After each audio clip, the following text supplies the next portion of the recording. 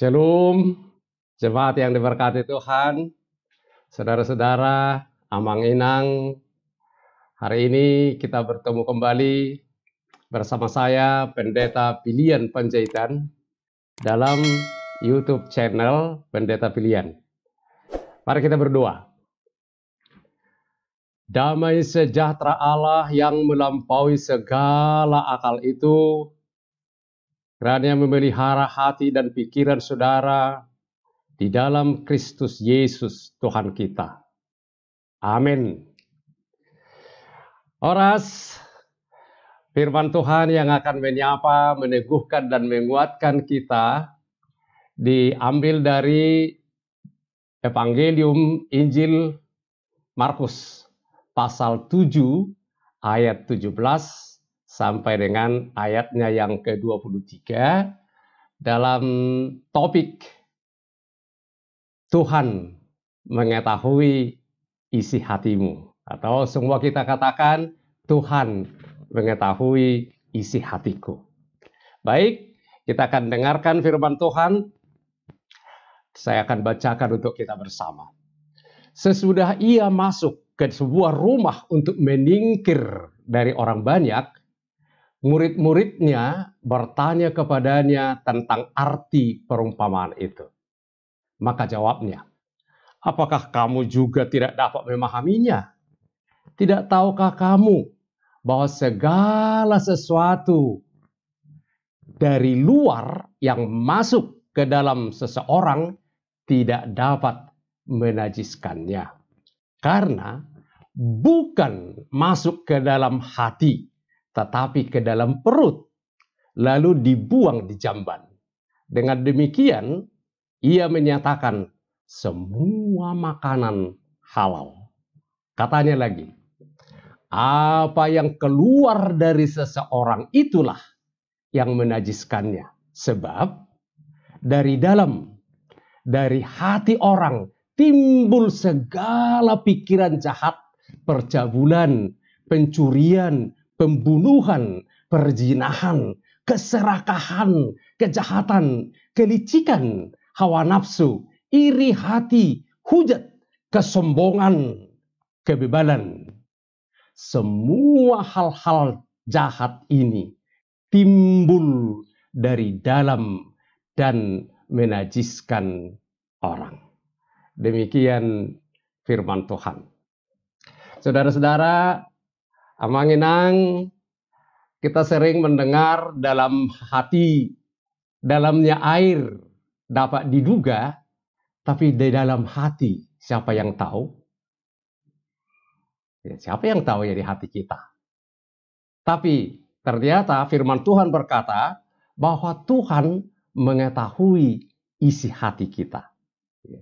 Tuhan mengetahui isi hati kita. Dalam Lukas 16 ayat 15, di situ kamu membenarkan diri di hadapan orang, tetapi Allah mengetahui hatimu. Jadi Tuhan mengetahui isi hati kita. Tuhan peduli dengan hati kita. Makanya dalam Alkitab, dalam firman Tuhan sering disebut Tuhan menguji hati, menyelidiki hati. Dan hati sering berhubungan dengan pikiran. Tuhan menguji hati, menguji pikiran, menguji kalbu, dan sebagainya. Kenapa Tuhan peduli dengan isi hati kita? Karena hati kita, pikiran kita akan menentukan akan bagaimana hidup kita. Ya, apa isi hati kita akan menentukan bagaimana hidup kita.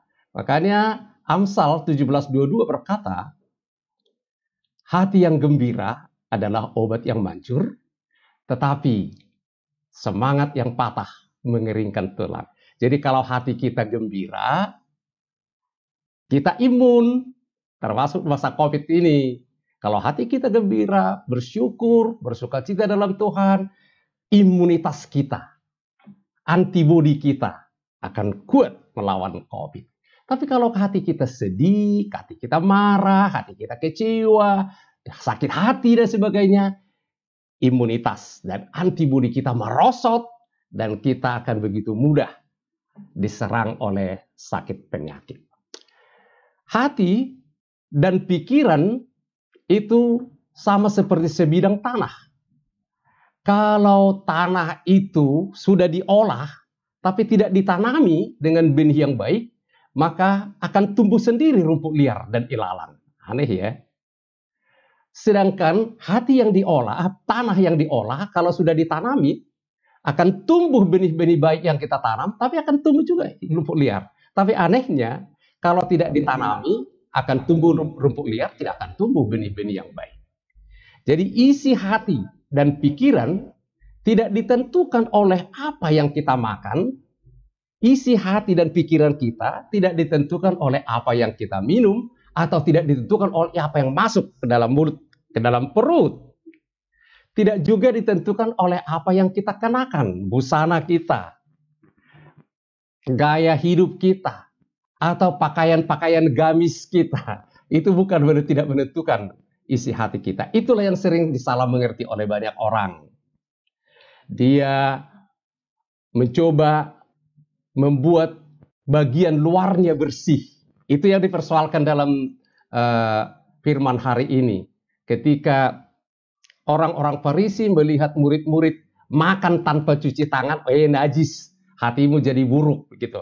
Itu mereka tanyakan kepada Yesus. Tapi Yesus menjawab, bukan apa yang masuk ke dalam perut yang buat najis, tapi apa yang keluar dari kita, dari mulut kita, yaitu dari hati, dari pikiran, itu yang membuat kita najis. Gerbang masuk ke dalam perut adalah mulut, tapi gerbang masuk ke dalam hati dan pikiran itu mata, telinga, dan alat perasa. Jadi kalau makan dan minum itu masuk ke dalam perut, tapi yang dari telinga, dari mata, dari rasa kita itu akan masuk ke dalam hati, masuk ke dalam pikiran. Karena itulah kalau Tuhan mengetahui isi hati kita, kita harus menjaga hati kita. Kita tidak bisa bersembunyi. Jadi aman, nyenang, saudara-saudara yang diberkati Tuhan. Apa sekarang ada di hatimu? Aku nggak tahu. Teman sebelahmu juga nggak tahu. Orang lain juga nggak tahu. Kita pikir aman, nggak ada yang tahu. Tidak aman. Tuhan mengetahui isi hatimu. Apakah hatimu baik? Apakah hatimu buruk? Apakah hatimu sedih? Apakah hatimu senang? Apakah hatimu kecewa? Apakah hatimu bersyukur? Tuhan mengetahuinya. Kita tidak seorang pun yang bisa menyembunyikan isi hatinya dari Tuhan. Karena itu, kalau Tuhan tahu isi hatiku, dan Tuhan mau isi hati kita yang terbaik, karena itu isi hati kita akan menentukan bagaimana kita ke depan, bagaimana kita menjalani hidup. Seperti Amsal tadi, hati yang gembira adalah obat yang manjur. Kalau hati kita gembira, hari-hari kehidupan kita menjadi hari-hari yang menyenangkan. Bagaimana menjaga hati? Ini yang sekarang kita akan bahaskan. Tuhan berkata dalam Amsal pasal 4 ayat 23, jagalah hatimu dengan segala kewaspadaan, karena dari hatimu itulah terpancar kehidupan. Jadi harus menjaga hati dengan segala kewaspadaan. Gak bisa asal dijaga. Bahasa Batak lebih enak lagi. Sian sude si jagauni. Jadi ada banyak hal yang kita jaga ya. Hartanya dijaga, mobilnya juga dijaga, rumahnya juga dijaga. Tapi dari semua apapun yang kita jaga, yang paling utama harus dijaga. Apa dah? Hatimu. Tapi sayangnya, rumahnya dijaga pakai gembok, pakai anjing penjaga, pakai alarm dan segala macam. Mobilnya juga dijaga, hartanya dijaga. Tapi yang paling penting malah tidak dijaga, hatinya. Hati kita biarin begitu saja tanpa penjagaan. Lalu apa yang terjadi? Hatinya dipenuhi oleh hal-hal yang negatif. Makanya jaga. Bagaimana menjaganya? Kenapa harus dijaga? Karena dari hatiku memancar kehidupan. Jadi kalau hati kita tidak dijaga, dari hati kita justru akan memancar kematian.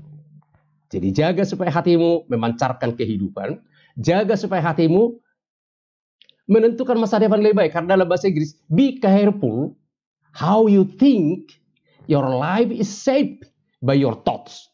Jadi hati-hatilah dengan apa yang kau pikirkan, karena hidupmu dibentuk oleh pikiran-pikiranmu.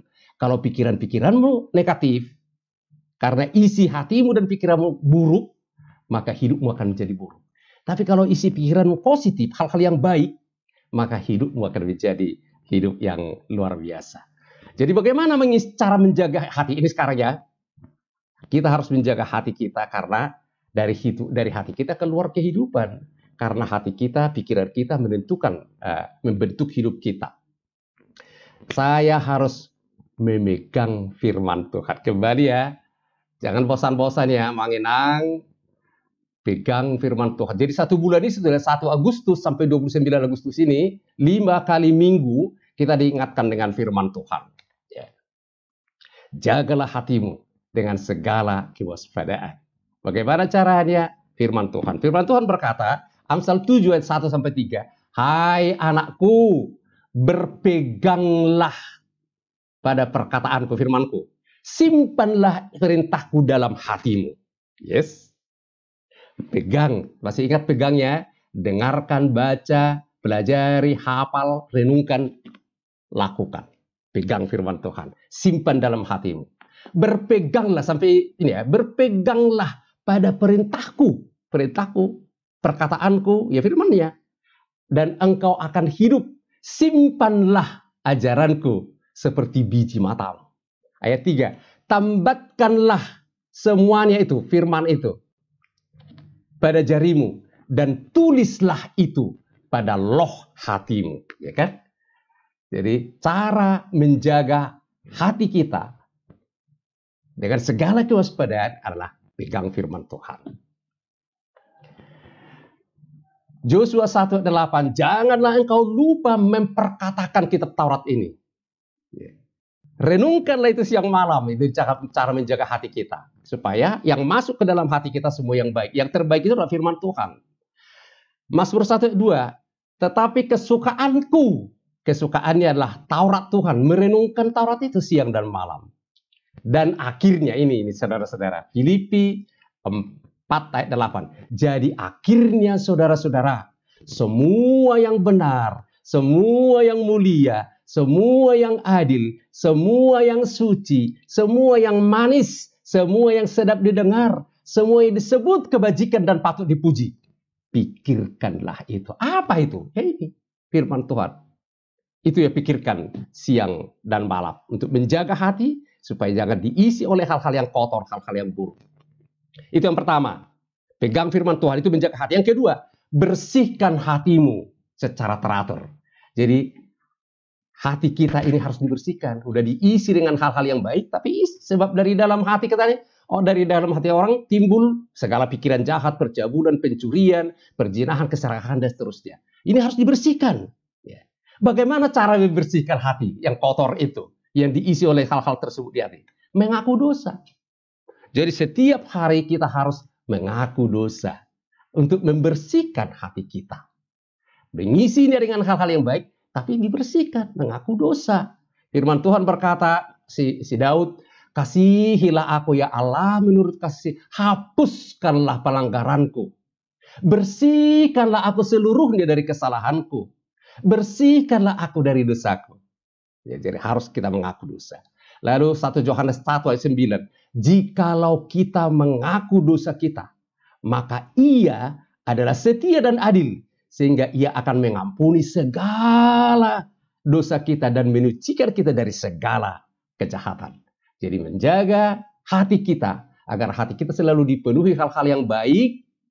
Pegang firman Tuhan, isi dengan hal-hal yang baik. Dan bersihkan setiap hari. Caranya mengaku dosa.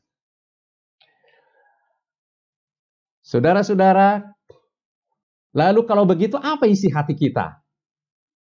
Hati yang berkenan kepada Tuhan. Dan itu akan membuat hari-hari kehidupan kita menjadi hari-hari yang wonderful.